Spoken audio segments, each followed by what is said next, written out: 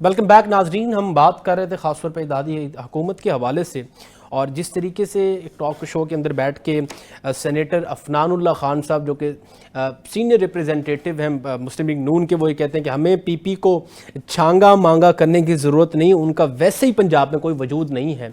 और एक तरफ से ये स्टांस और दूसरी तरफ से ये स्टांस कि पीपल्स पार्टी ये कहे कि इंतकाम हम नहीं लेते, हम सिर्फ मोहलत देते हैं। और जरदारी साहब का तो ये जेस्चर बड़ा मारूफ है कि वो कहते हैं कि हम चुप चुपाते काम करने वाले हैं। इस पर बड़ा अच्छा जवाब दे रहे थे अशरफ शरीफ साहब। सर, वो जवाब आप देखिए, किस तरीके से आप इस चीज़ को एक्सप्लेन करेंगे, क्या इसका तज्जिया होगा कि किस तरफ मामला जा सकते हैं ख़ासतौर पे वफाक के अंदर? जी बिल्कुल ऐसी है। हम बात कर रहे थे कि अब जो पोजीशंस बनती है अपनी सियासी बेस को मजबूत रखने के लिए, तो फिर उसके लिए ये हमें 90 की दहाई में ले जाती हैं दोनों जमातें, जब एक दूसरे के खिलाफ इल्जामात थे, जब एक दूसरे के खिलाफ शिद्दत के साथ हम देखते हैं कि इंतकामी कार्रवाइयां होती थी। अब वो इंतकामी कार्रवाइयां तो नहीं हमें दिखाई दे रही, लेकिन इल्जामात उसी तरह से हैं। एक दूसरे की तरक्याती कामों के हवाले से शिकायत की जाती है, पोजीशंस की ट्रांसफर के लिए की जाती है। बाज़ औक़ात ये कहा जाता है कि आप हमारे राइट्स नहीं दे रहे जो शेयर होल्डर के तौर पे इक़्तिदार में हमारे बनते हैं। तो ये बातें जो हैं, मैं ये समझता हूँ कि इनका हकीकत से ताल्लुक नहीं है। इन्हें पीपल्स पार्टी को भी ये जिम्मेदारी उठानी पड़ेगी और मुस्लिम लीग नून को भी ये जिम्मेदारी उठानी पड़ेगी। इक़्तिदार इन दोनों के पास है। कल को जब ये इलेक्शंस में जाएंगे तो लोग अलग अलग करके इनसे नहीं पूछेंगे कि आप हुकूमत में नहीं थे और आप हुकूमत के इत्तेहादी थे या आपके पास सिर्फ आईनी ओहदे थे। लोग इन दोनों को यकसा तौर पे जिम्मेदार ठहराएंगे जो भी इन्होंने अच्छा किया या बुरा किया, इन दोनों के हवाले से। तो मेरा ये ख्याल है कि पाकिस्तान के लोग इन चीजों को अब समझने लगे हैं। आप अगर बिल्कुल लेमैन से बात करें तो वो भी कहेगा कि इस पोजीशन को जो इन दोनों जमातों ने ले रखी है, ये फ्रेंडली फायर जैसी है। इसमें देखिए निचली सतह की लीडरशिप फायर करती है और फिर हमें कुछ अरसे के बाद पता चलता है जी शिकायत देके वो लीडर एक दूसरे के साथ मुलाकात उन्होंने की। अशरफ साहब, आप नहीं समझते फ्रेंडली फायर कोई और रास्ता भी इख्तियार कर सकती है?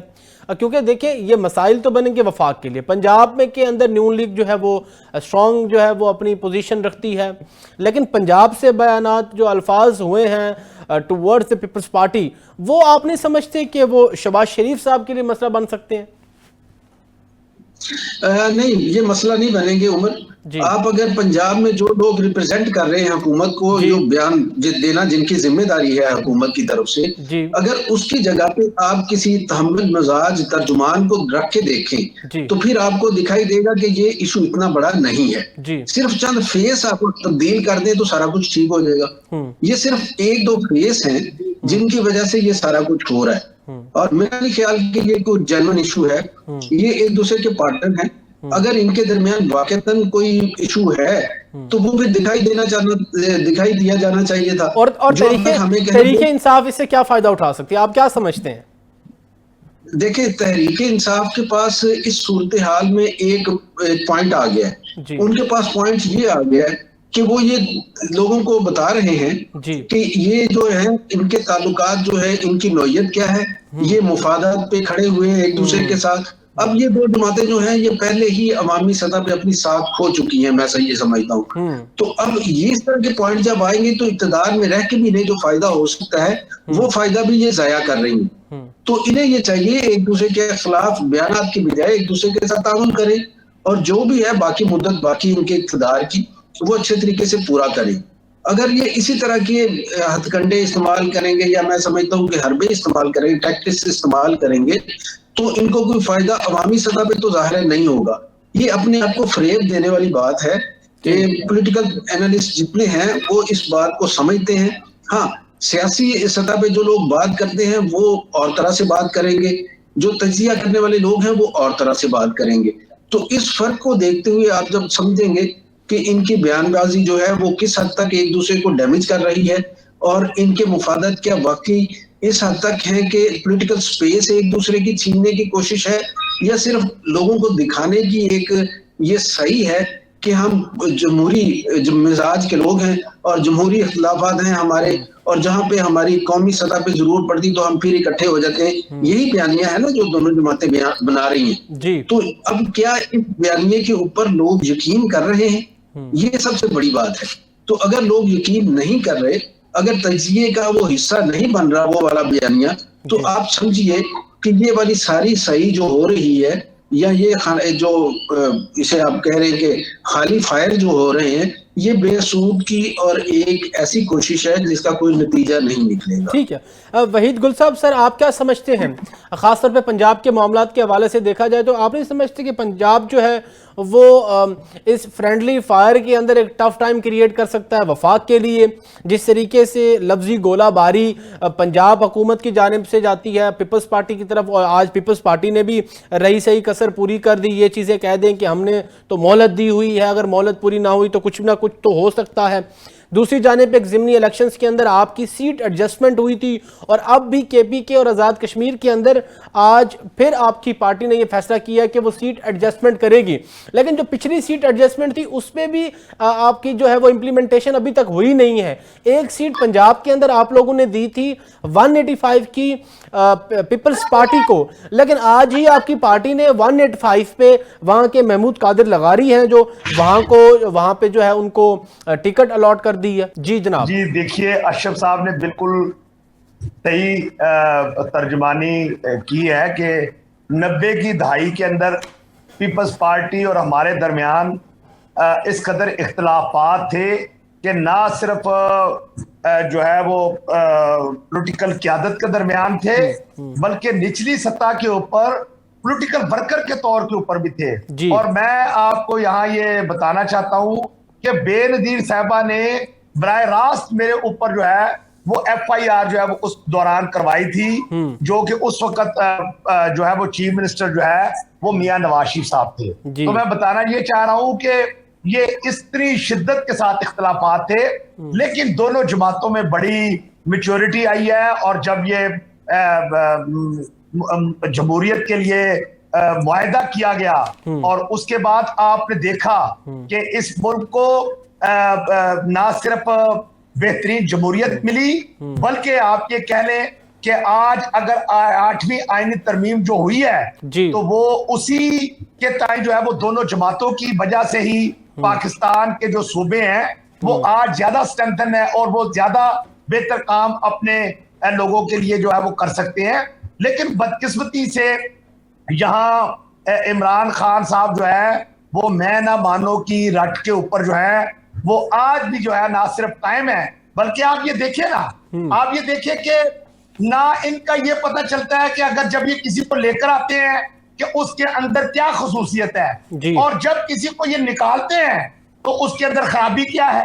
अब ये ताजा तरीन मिसाल जो है, पहले इन्होंने बुज़दार साहब को लेकर आए पंजाब के अंदर और उन्होंने कहा कि बस वो जो है वो ऐसा मैं दे रहा हूं, क़यादत दे रहा हूं कि वो वसीम अकरम प्लस साबित होंगे। और जो फिर सूबे का हाल हुआ वो आपके सामने था। और अब अगर उन्होंने ये फैसला किया है तो कोई इसके अंदर खराबी जो है वो अपने चीफ मिनिस्टर के अंदर जो है वो नहीं बताई कि इस वजह से उनको उतार कर, और ना बताया गया है कि जो चीफ मिनिस्टर लेकर आए हैं उनके अंदर क्या खूबी है। तो मैं समझता हूं कि सिर्फ एक ही बात है कि उनकी नजर में वही चीफ मिनिस्टर बेहतर है कि जो एक हालत जंग के अंदर रहेगा, अवाम का वो काम करे ना करे, वो अहलियत उसके अंदर है या नहीं है, ये कोई मायना नहीं रखती। जबकि पॉलिटिकल जमातों के अंदर जो है वो इख्तलाफात भी, बिल्कुल सही कहा आपने कि हमारे दरमियान इख्तलाफात थे भी और है भी, मौजूद भी हैं, क्योंकि ये एक मुस्लिम लीग नून भी एज ए जमात है और पीपल्स पार्टी भी एक मुल्क की बड़ी जमात है। तो कुछ जमातों को खत्म करके इत्तेहाद नहीं किया गया।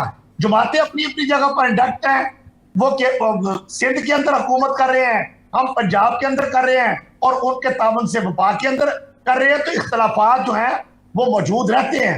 लेकिन जब भी पार्टियां, बिल्कुल सही कहा अशरफ साहब ने, कि जब भी कोई कौमी इशू होता है तो फिर उसके ऊपर तमाम इख्तलाफात को बुलाकर, मैच्योरिटी का तकाजा यही होता है, मुल्क की बका का तकाजा यही होता है कि फिर बैठा जाए।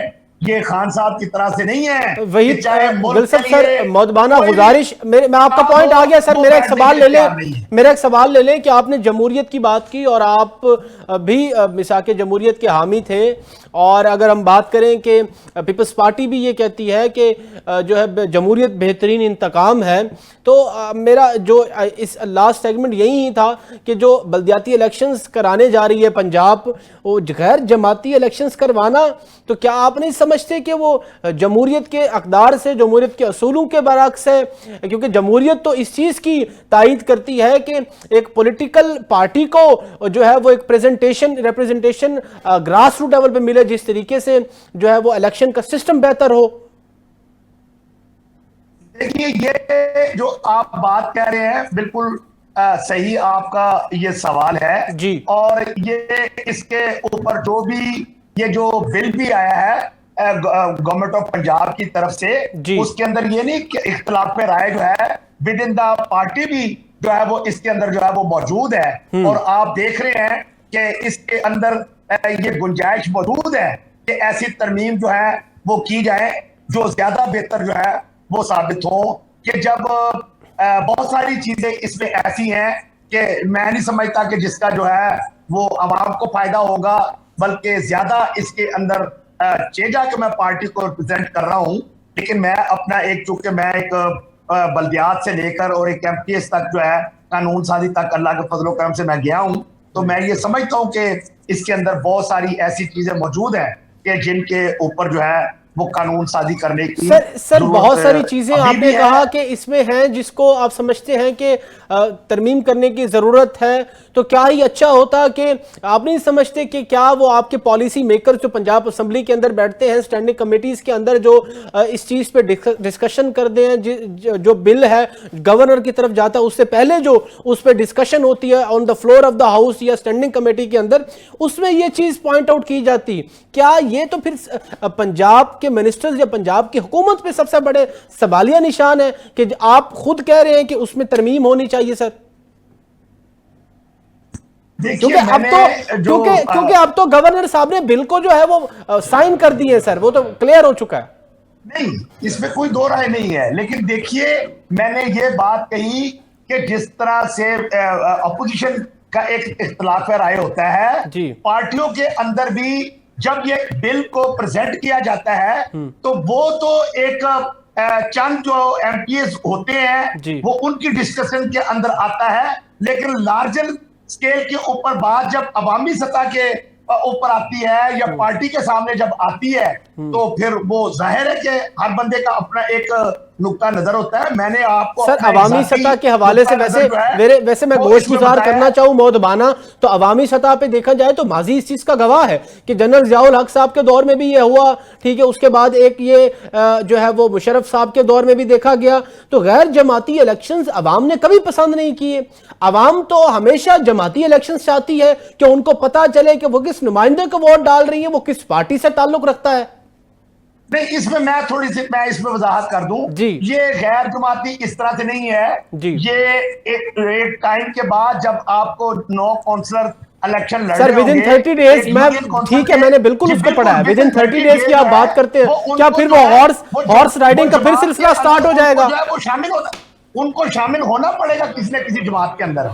ठीक है, मैं सर आपका पॉइंट आ गया, सर आपका पॉइंट आ गया। मैं मिस शाइस्ता खोसा हमारे साथ फिर ज्वाइन कर चुकी हैं। मिस शाइस्ता, वहीद गुल साहब से मैंने एक बड़ा सादा सा सवाल किया है कि उन्होंने अपने जवाब के अंदर बार बार जमहूरियत की बात की और मैंने जमहूरियत को रिलेट किया उनके रिसेंट बिल से। तो आप क्या समझते हैं गैर जमाती बल्दियाती इलेक्शंस कराने से क्या ऐसे रिपरकशंस हैं जो तमाम पॉलिटिकल पार्टीज को फेस करने पड़ेंगे और अवामुन नास जो वोटर्स हैं उनको भी फेस करने पड़ेंगे? लेकिन पीटीआई के पास तो वैसे ही पहले निशान नहीं था, जमात का वैसे ही टाइटल उनसे खत्म कर दिया गया, तो बाकी दूसरे लवाजमात क्या होंगे? अब जनाब अशरफ शरीफ साहब, सर यही सवाल सेम आपसे है सर, मैंने तो सादा सा सवाल किया है सर, आप नहीं समझते कि ये सबसे बड़ी ज्यादती होगी सर अवाम के साथ, जो अवाम बल्दियाती इलेक्शंस के अंदर हिस्सा लेगी?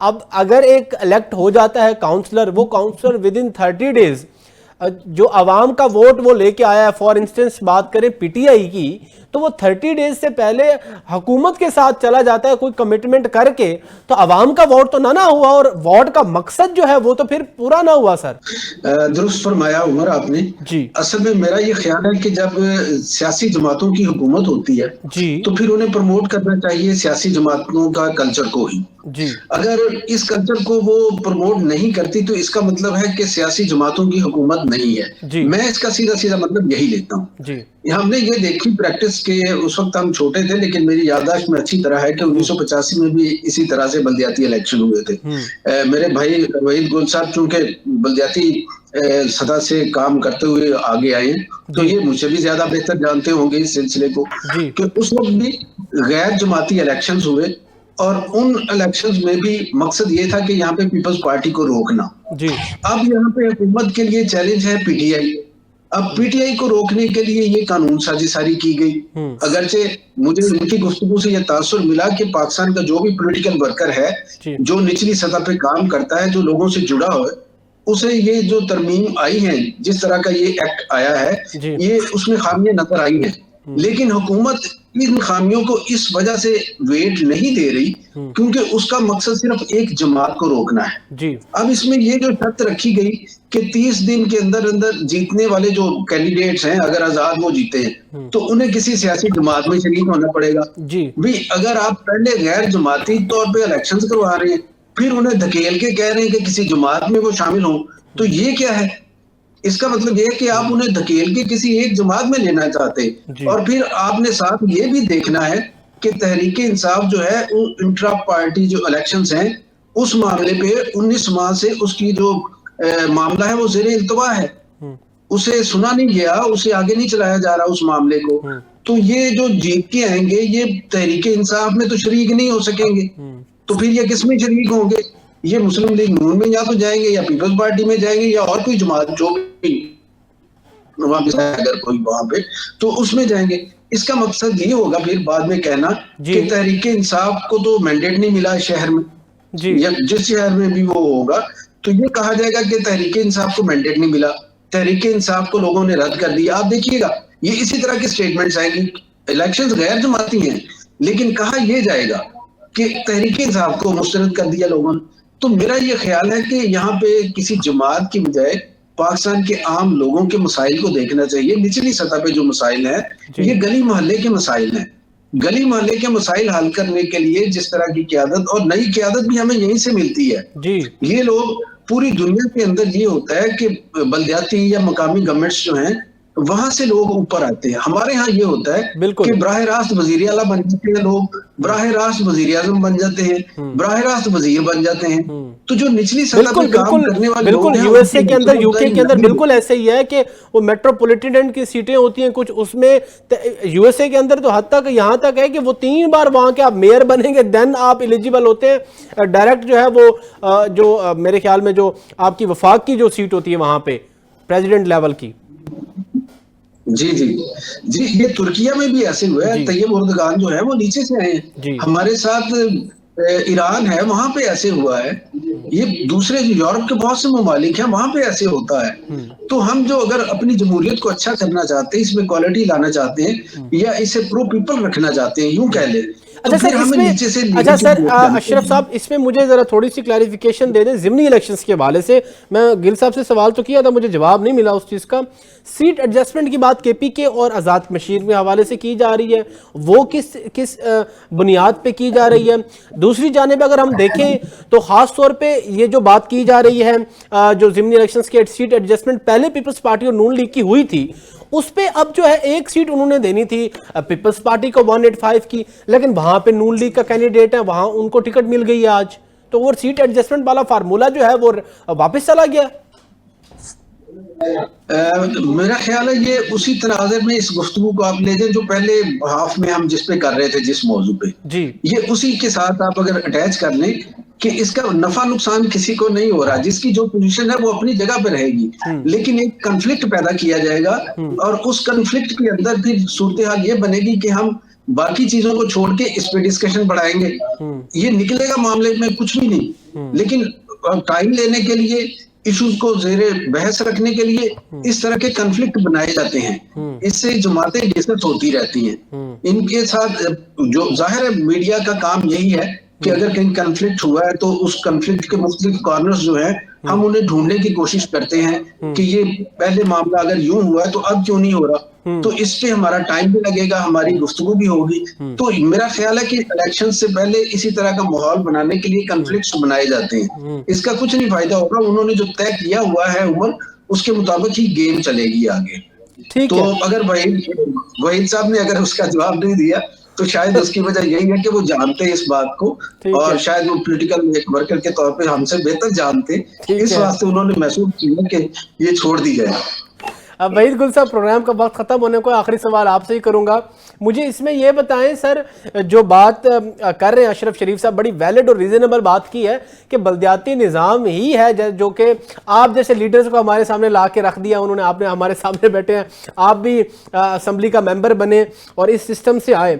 तो ये तो सिस्टम की क्रेडिबिलिटी पे सवाल नहीं बन जाएगा कि ऐसा बिल लाया जाएगा गैर जमाती? उसमें तो हम चलो डिस्कशन कर रहे हैं, लेकिन इनडायरेक्ट उसका मकसद क्या है? एक जमात को रोकना, जिस जमात के पास पहले ही उसका टाइटल नहीं है, निशान नहीं है। तो ये तो बहुत ज्यादा डिस्क्रिपेंसी और हॉर्स राइडिंग का एक रास्ता अवाम के लिए अवामी सतह पर खुल जाएगा। तो मेयर के इलेक्शन होंगे या जिला नाजिम का अगर वो मैकेनिज्म उस तरीके से बनाया जाता है तो फिर तो गली मोहल्लों में वो रेट लगेंगे काउंसलर के। नहीं, देखिए अभी जिस तरह से अशरफ शरीफ साहब बात कर रहे थे कि अगर वो होता है तो यही लगेगा कि पीटीआई हार गई।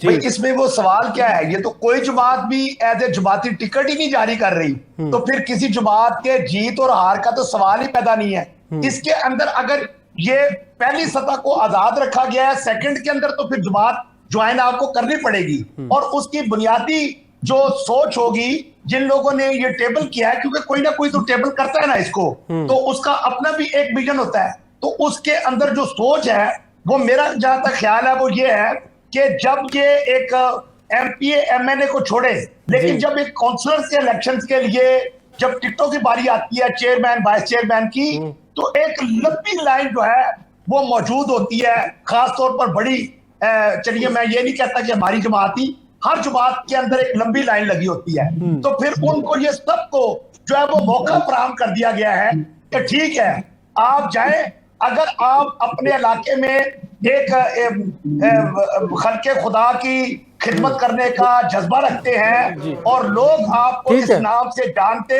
और पहचानते हैं और आपको वो मुंतखब करते हैं, तो ठीक है फिर आप आए, मोस्ट वेलकम। आगे आपका पॉइंट, फिर आप जमात ज्वाइन करें। गुल साहब आपका पॉइंट आ गया, thank you so much. Ashraf Sharif साहब आपका बहुत शुक्रिया, गुल साहब आपका बहुत शुक्रिया, मिस शाइस्ता खोसा हमारे साथ थी, उनका बहुत शुक्रिया। नाज़रीन, प्रोग्राम का वक्त आज ख़त्म होने को, इंशाल्लाह कल नए डिबेट के साथ, नए गेस्ट के साथ आपसे फिर मुलाकात होगी। अपने मेज़बान उमर शरीफ लिगारी को इजाज़त दीजिए। अल्लाह निगहबान, पाकिस्तान जिंदाबाद।